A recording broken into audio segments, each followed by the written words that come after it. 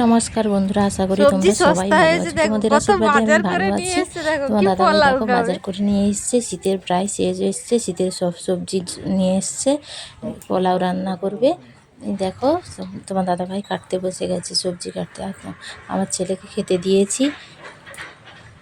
এইখানে চাল বসিয়ে দিয়েছি, দুটো হাঁড়িতে বসিয়েছি। আমাদের বাড়িতে অনেকজন না, এই জন্য অনেক করতে হয়। দেখো এগুলা সব সবজি কেটে নিয়েছি, কাজু কিশমিশ সব জলে ভিজিয়ে দিয়েছি। এই যে চালটা ফুটছে, দেখো দুটো হাঁড়িতে বসিয়েছি। আমাদের বাড়িতে প্রায় 18-20 জনের মতো, সবাইকে দিয়ে খেতে হয়।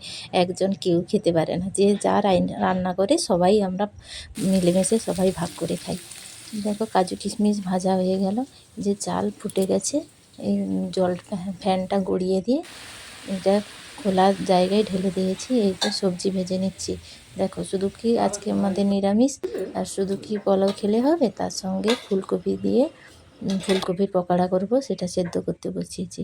এগুলো ভাজা হয়ে গেছে।